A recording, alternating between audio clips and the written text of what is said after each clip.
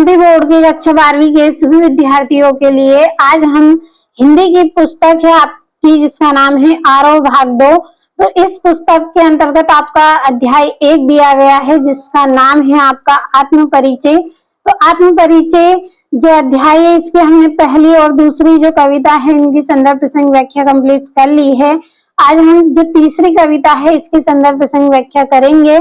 Exam के लिए important होती है, एग्जाम में आपसे इम्पोर्टेंट पूछे जाते हैं, लेकिन मैं आपको इम्पोर्टेंट और जो अनइम्पोर्टेंट है दोनों बताऊंगी क्योंकि क्लास 12th में से क्वेश्चन कहीं से भी पूछ लिया जाता है, इसलिए पूरा चैप्टर हम कंप्लीट करेंगे। तो चलिए एक बार कविता को पढ़ते हैं, फिर हम इसकी संदर्भ प्रसंग व्याख्या आसान भाषा में कंप्लीट करेंगे। मैं निज उर के उद्गार लिए फिरता हूँ, मैं निज उर के उपहार लिए फिरता हूँ, है यह अपूर्ण संसार ना मुझको भाता, मैं सपनों का संसार लिए फिरता हूँ।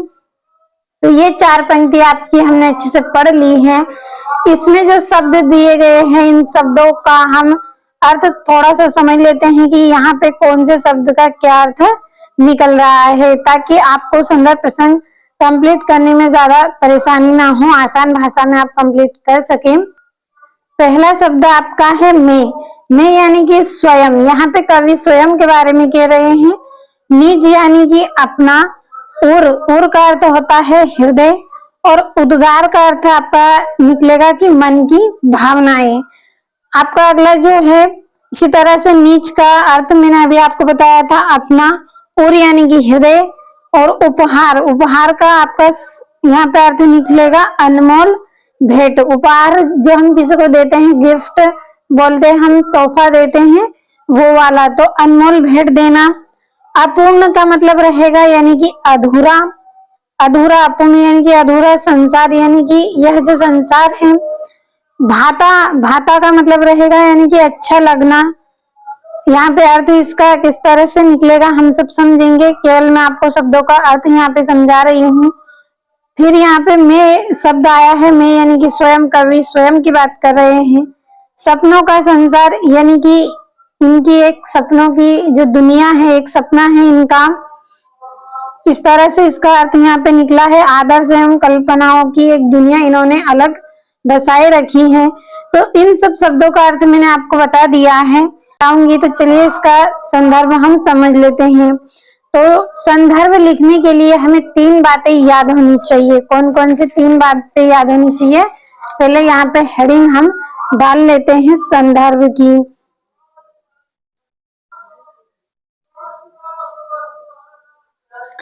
ये इस तरह से आपको संदर्भ लिखना है। तो संदर्भ में आपको 3 बातें याद होनी चाहिए। 3 बातें कौन कौन सी याद होनी चाहिए?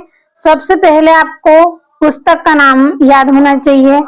ये वाली आपकी जो पुस्तक है, इस पुस्तक का क्या नाम है? इस पुस्तक को हम क्या बोलते हैं? आरोह भाग 2 इसको हम बोलते हैं। तो पुस्तक का नाम याद होना चाहिए। इसके बाद आपको पुस्तक में कौन सा अध्याय आपका दिया गया है? अध्याय 1 आपका है जिसका क्या नाम है? आत्म परिचय है, ये याद होना चाहिए। तीसरी बात आपको याद होनी चाहिए कि इसके रचिता कौन है। तो इसके जो रचिता है वो कौन है? मैंने आपको शुरू में ही इनके रचिता के बारे में बताया था कि इनके रचिता हरिवंश राय बच्चन है। तो 3 बातें आपको याद हो गई होगी। किताब का नाम याद होना चाहिए आपको, इसके बाद अध्याय 1 है उसका नाम याद होना चाहिए, इसके बाद इसकी जो रचिता है जिन्होंने इन कविता को लिखा है उनका नाम याद होना चाहिए। तो हम यहाँ पे संदर्भ में क्या लिखेंगे? हम यहाँ पे संदर्भ में लिखेंगे कि प्रस्तुत क्या है? ये कविताएं हैं। प्रस्तुत पंक्तियां, ये जो पंक्तियां हैं तो हम यहाँ पे लिखेंगे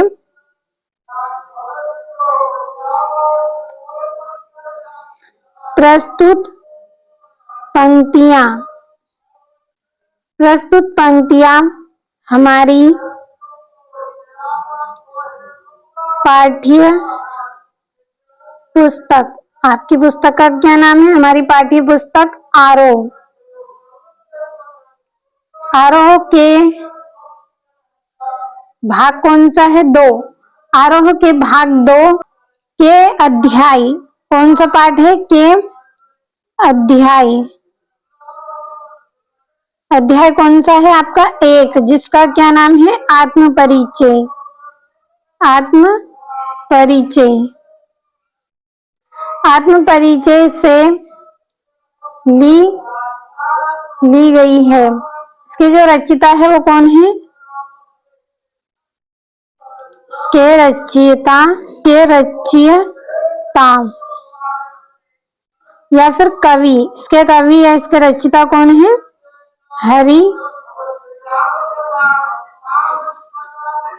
हरिवंश राय बच्चन। हरिवंश राय बच्चन है। तो ये हमने इसका संदर्भ लिख लिया है। अब प्रसंग हमें क्या लिखना है? तो प्रसंग हम बाद में लिखेंगे, पहले हम इसका भावार्थ लिखेंगे। तो संदर्भ आपको समझ में आया होगा कि प्रस्तुत पंक्तियां हमारी पाठ्य पुस्तक आरोह के भाग 2 के अध्याय 1 आत्म परिचय से ली गई है। इसके रचयिता हरिवंश राय बच्चन है। अब इसका भावार्थ कर लेते हैं, इसके बाद हम इसका प्रसंग लिखेंगे।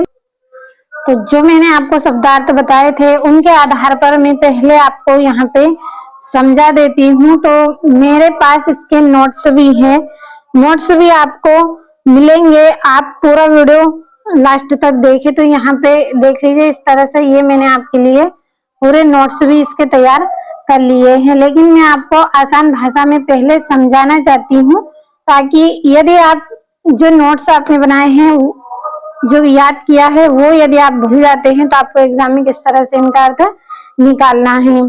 तो मैं यानी कि कवि स्वयं की बात कह रहे हैं, ये मैंने आपको अभी बताया था। निज यानी कि अपना, और यानी कि हृदय, उद्गार यानी कि मन की भावनाएं, और लिए फिरता हूँ यानी कि फिर रहे हैं ये। और इसी तरह से उपहार यानी कि एक भेंट है, अनमोल भेंट किसी को हम देते हैं। अपूर्ण का मतलब होता है अधूरा संसार, यानी कि यह जो जगत है मुझको ना भाता, मुझको यानी कि इनको अच्छा नहीं लग रहा है। और सपनों का यानी कि एक अपनी सपनों की इनकी दुनिया है। तो चलिए इसका पूरा जो अर्थ है वो क्या निकलता है। तो पूरा अर्थ इसका यहाँ पे इस तरह से आपका निकल रहा है कि कवि कहते हैं, कवि क्या कह रहे हैं कि वे अपने मन में या अपने हृदय की जो सच्ची भावनाएं हैं उनको ये लिए फिर रहे हैं। इनके जो अनमोल विचार हैं ये उनको अपने साथ लिए फिर रहे हैं, अपने मन में साथ लिए ये फिर रहे हैं। यह जो संसार है वो कैसा है? अपूर्ण है, यानी कि अधूरा है। बहुत सारे दोष हैं इस संसार में, लेकिन फिर भी क्या कर रहे हैं ये? इसमें फिर रहे हैं, इसमें ये रह रहे हैं, अपना जीवन यापन कर रहे हैं। इसलिए वे कवि क्या कर रहे हैं? केवल वास्तविक संसार तक सीमित नहीं है। ये जो संसार है, ये संसार कैसा है? अपूर्ण है, अधूरा है, इसमें बहुत सारे दोष हैं, लेकिन फिर भी कवि इसमें अपना जीवन यापन कर रहे हैं। तो कवि इसमें जीवन यापन कर रहे हैं, लेकिन इनका जो वास्तविक संसार है वो इस संसार तक ही सीमित नहीं है, ये इसमें ही सीमित नहीं है, बल्कि ये क्या कर रहे हैं? ये अपने मन में एक आदर्श और सुंदर स्वप्न बसाए रख रहे हैं। ये क्या कर रहे हैं? एक आदर्श यानी कि एक अच्छा और सुंदर सा एक स्वप्न लोग इन्होंने बसाया है। यही स्वप्न लोग क्या कर रहा है? इन्हें उच्च आदर्श और जीवन में आगे बढ़ने की प्रेरणा देता है। ये जो संसार है इसमें बहुत तरह के जो लोग हैं वो अपने अपनी सोच में रह रहे हैं, लेकिन कवि इन सब की तरह नहीं है, इन सब से ये अलग है। संसार में रहकर भी ये क्या कर रहे हैं? अपने सपनों की एक दुनिया बसाई है इन्होंने, और वही दुनिया इनको क्या कर रही है? प्रेरणा देती है। तो ये आपका भावार्थ हो गया है। अब हम प्रसंग देखेंगे कि प्रसंग में हमें क्या लिखना है। जब हम भावार्थ निकालेंगे पूरी पंक्तियों का तभी हम प्रसंग लिख पाएंगे। तो हम प्रसंग यहाँ पे लिखेंगे कि प्रसंग में आपको क्या करना है। प्रसंग में आपको ज्यादा नहीं लिखना है। प्रसंग में आपको जो पूरी पंक्तियों का भार है उसे सटीक शब्दों में लिखना है।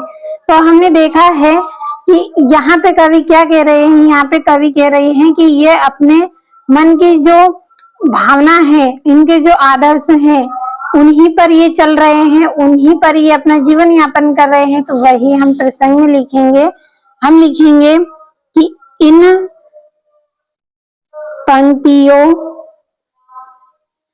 पंक्तियों में कवि कवि क्या कर रहे हैं, अपने हृदय की भावना, अपने हृदय की भावनाओं तथा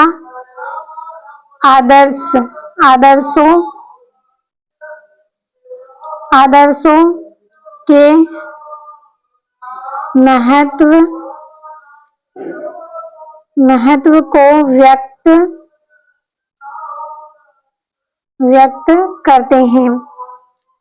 तो मैंने अभी आपको बताया था कि इन पंक्तियों में कवि ने जो कहा है उन्हीं का हमें कम शब्दों में प्रसंग में बताना होता है। तो यही हमने लिखा है कि इन पंक्तियों में कवि ने अपने हृदय की भावनाओं तथा आदर्शों को महत्व दिया है। इन्होंने संसार को महत्व नहीं दिया है, इन्होंने अपने मन के जो विचार है उनको ही ज्यादा महत्व दिया है। तो संदर्भ में लिखना है, प्रस्तुत पंक्तियां हमारी पाठ्य पुस्तक आरोह के अध्याय 1 आत्म परिचय से ली गई है। इसके कवि हरिवंश राय बच्चन हैं और यहाँ पे ये आपका भावार्थ है। कवि कहते हैं कि वे अपने हृदय की सच्ची भावनाओं और अनमोल विचारों को अपने साथ लेकर चलते हैं। उन्हें यह संसार अपूर्ण और दोषपूर्ण प्रतीत होता है, इसलिए वे केवल वास्तव संसार तक सीमित नहीं रहते हैं बल्कि अपने मन में एक आदर्श और सुंदर स्वप्न लोक बसाए रखते हैं। यही स्वप्न और उच्च आदर्श उन्हें जीवन में आगे बढ़ने की प्रेरणा देते हैं।